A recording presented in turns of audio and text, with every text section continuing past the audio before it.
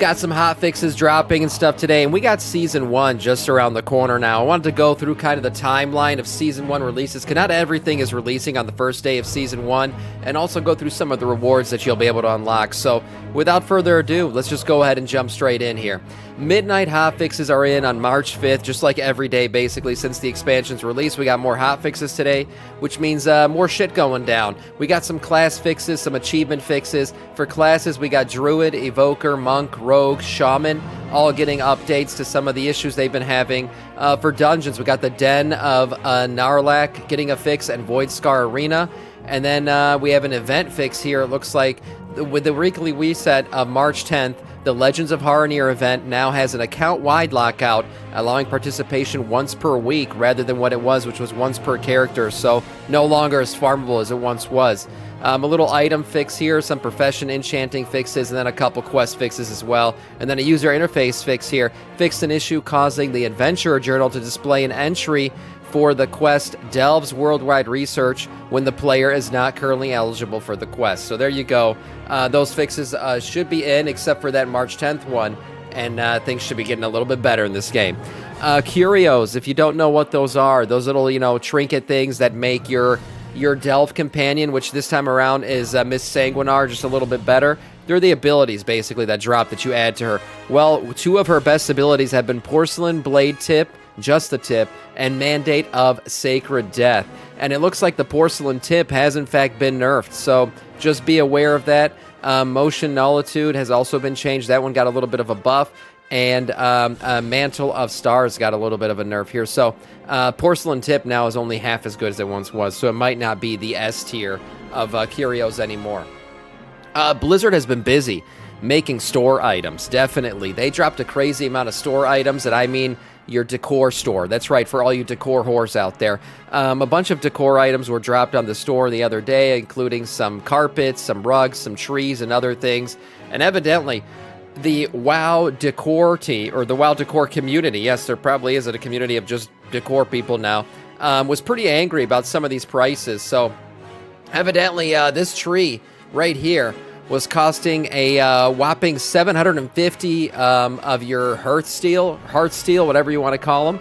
So Blizzard heard the community feedback and actually 3 hours, after taking it down for 3 hours, lowered the price. So now it's only 250 of this ridiculous currency to buy this beautiful looking tree. So there you go. You want to put more of these trees up, you can get more of them. Also, it's no longer just a single tree. I believe you get 3 trees now with your purchase. So yeah, put some cherry blossoms around your house if that's what you want to do. At least Blizzard listened to the feedback. That's the positive I could take out of that. Blizzard also added a unique mount to the WoW store. We got flying squirrels, boys. Yeah, that's right. Flying squirrels have been added to the WoW store here with unique animations and pretty unique flight style. For me, this is the one thing that I don't like about the WoW mount store a lot of times. I don't participate in it, so I just kind of ignore that it's there most of the time. But they put unique fucking items on there like this, right? So we get really cool new rigging and skeletons, and we don't get them in the game. We get them on the WoW store. I mean, eventually maybe one of these or a color variation of this mount will show up on the trading post. That's kind of the redeeming factor of the trading post. But yeah, you can get this thing for $50. You can get all these colorways for the squirrel, or you can pay $25 for any single colorway if one of these is really calling out to your heart. Yes, new animations, a kind of a new look to the mount as well. So this is a cool looking mount. I'm not a squirrely boy. It's not something I would necessarily chase in the game myself, and I'm not a furry either. But I understand kind of the uniqueness of this mount, and yep, it's a store mount, so there you go if you want it. Okay, another thing. We know the Arcantina teleport, right? The Arcantina teleport was updated, so it no longer just takes you to Silvermoon, and everyone was using it as a Silvermoon Hearthstone. Well, since the update, you can actually now use it to teleport to the front of dungeons, and in fact teleport to any dungeon. That's right, so when I saw the update, I mentioned this to you guys, I was like, oh, this can actually now be used as like the Dreamwalk style, right? Or the Deathgate style, where you could take you to the front of the raid. Well, now people are also using it to take them to the front of any dungeon. That's right, if you want to get to any specific dungeon, you can actually queue up for it as a follower dungeon. It'll automatically teleport you there. And then once you're inside, you leave the dungeon, right? You teleport back to the Arcantina, and then you leave the dungeon. And then you obviously leave out the front door of the Arcantina. You will now be at the entrance of the dungeon. That's right. So there you go. A new way to kind of teleport to different dungeons while inside, using the personal key to the Arcantina to teleport there, and then leave the Arcantina, and you are now at the entrance of the dungeon, as I mentioned before. You don't have to leave the dungeon. You can remain in the follower dungeon group, but that's another way now people can use this thing. This might get nerfed as well, but hey, for now, it's a quick travel. You can use it to go to any dungeon in the game right now. As I said before, just queue for it as a follower dungeon. And this thing can be used in raids too, right? To teleport to the front of the raid to summon more people and shit. So there you go. There's no way that's not getting patched. Yeah, I agree. This probably will get patched. But hey, you can use it for now. All right. The most important thing I wanted to talk about today, the kickoff for Season 1, starting on March 17th. This is just around the corner, guys. It's getting closer and closer. I wanted to go through kind of the timeline of how things are going to release, some of the rewards you'll be able to get, and everything else. So here we go. On the week of March 17th, we will get a go-live of really the season, but not a full kickoff of the season. So what happens here is on March 17th, Void Spire and Dream Rift, the two raids will open, but only on normal and heroic difficulties, and then Raid Finder Ring 1. You'll get delves. You'll be able to push those past Tier 8, so you'll get Tier 8 and up delves, so now you'll be able to start filling out that vault, right, and getting some of the best gear you can get from delves. Heroic and Mythic Zero dungeons. Mythic dungeons will move to the daily reset, so there you go. Those will be open. Although Mythic Zero dungeons are available now, so there's no real change there. I guess it contributes to your vault now, so there you go. Face new world bosses. You'll get the 4 new world bosses going live. Prey Nightmare difficulty, and then PvP Season 1 will also kick off on this. So that's what's happening on March 17th. The real season, the season that we typically grind the entire time of this expansion, Mythic Dungeons is Mythic Zero's weekly now. Okay, so that's what it is. It's the daily reset. Got you. Okay, thank you for pointing that out, Clarmidia. That's the change there with Mythic Zero. For the week of March 24th, you got your Mythic Plus Keystone finally kicking off. So yes, the Mythic grind finally begins. And then raids, you got Void Spire Mythic and Dream Rift Mythic opening up. So now you got full-blown difficulty of these two raids opening up. And then delves, the Dark Way will open up. That's right, there's a delve that we still haven't been able to do yet, and that's because it actually has storylines in that delve that leads you up to the March on Quel'Danas. So this delve has not been made available to us just yet. It's an outdoor delve in Silvermoon. I guess has some really cool lore in it. So that will be something that'll be made available on the week of March 24th, leading us into what?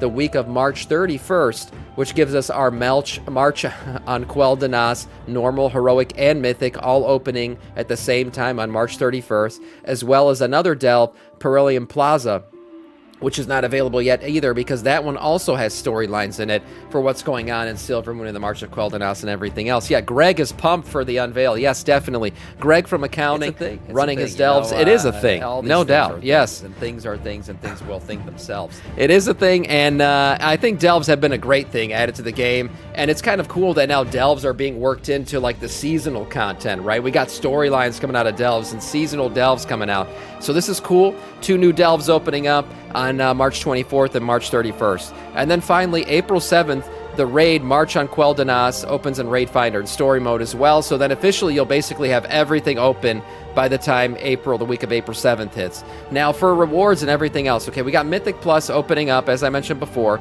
Magister's Terrace will be your dungeon, Marisara Caverns, Nexus Point Xanax, Windrunner Spire. Those are your 4 midnight dungeons that'll be part of the rotation. Algathar Academy from Dragonflight, Pit of Saren from Wrath of the Lich King, Seat of the Triumvirate from Legion, and Skyreach from Warlords of Draenor. So those are your 4 kind of throwback dungeons coming back into the rotation. I'm actually kind of excited about some of these. So this looks like a good rotation for seasonal rewards. It kind of goes to, without saying, this is the same way that they've done it the last couple seasons. Basically, you got Midnight Keystone Explorer Season 1, completing a Mythic Plus dungeon in Season 1. Mythic Keystone Conqueror, which means you just got to get a 1500 rating. Mythic Keystone Master will give you a 2000 rating, and for that you will get the Calamitous Carrion, which is this mount. Actually a freaking cool looking mount. I think this is more exciting to me than some of the Mythic Keystone mounts we've gotten recently. And then you also get, for the next one, Midnight Keystone Hero, you get the Gleaming Sunstone, which gives you a little customization for hitting a 2500 rating. And then they finally have, again, the 3K rating mount, which is the Convalescent Carrion. This one is an albino version of the mount we just looked at. So a pretty good looking mount, honestly. I like these. I might actually go for this one. I didn't go for the 3K mount previously, but that Lich King blue always gets me, man. So this is a good looking mount.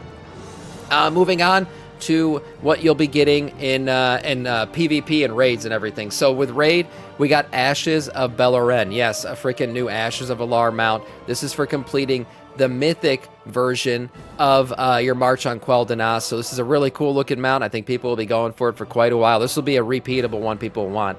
And then for PvP, we're heading into another season of PvP. You got your rewards here and your titles and everything else. Combatant 1, you got to hit a 1,000 to get the Cloak Transmog. Combatant 2, 1,200 for legs and bracers.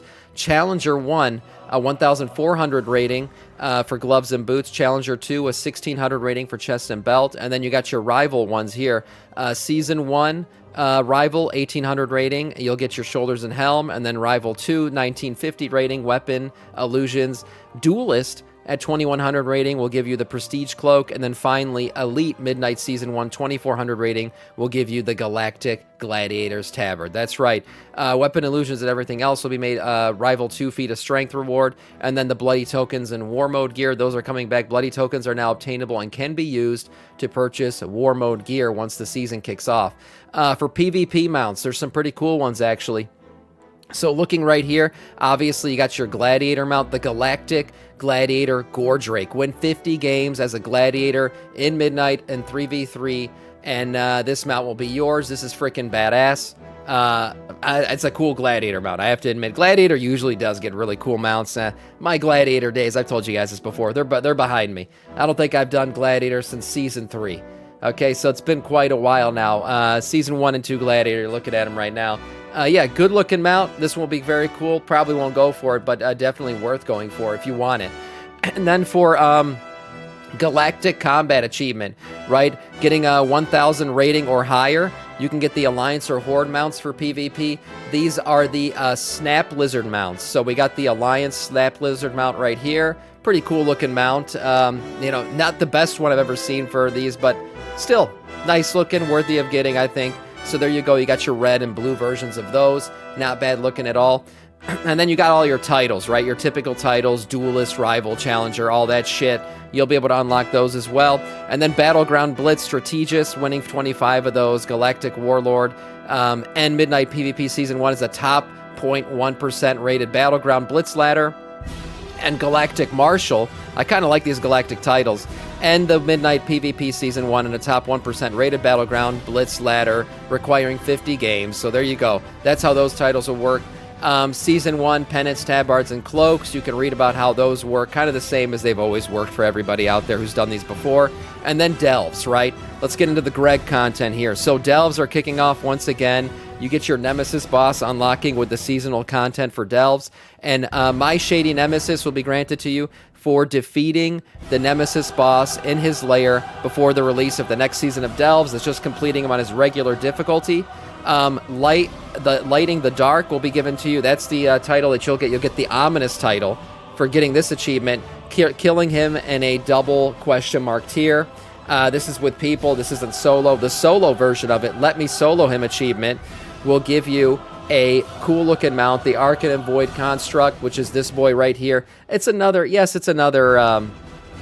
mech mount. I kind of wish we wouldn't have gone with another mech mount. I'm kind of mech mounted out. I've mentioned that before. But this is what you'll get for the double question mark kill. I personally really enjoy this content. For me, the double question mark kill has been fun to do on stream many seasons. I've done it every single season. I'll continue to do it. Easy one-shots every single time. So we'll get in there and do this, definitely. The mount is pretty cool. Overall, the seasonal content looking good. Excited for a three raid release in this season. That should be good. I'm excited for the Mythic Plus rotation. Those dungeons look fun. And just getting back to it, right? I mean, this is going to be a good time. Again, kicks off on March 17th, but the real seasonal content doesn't kick off until March 24th. And for now, that is all in terms of news.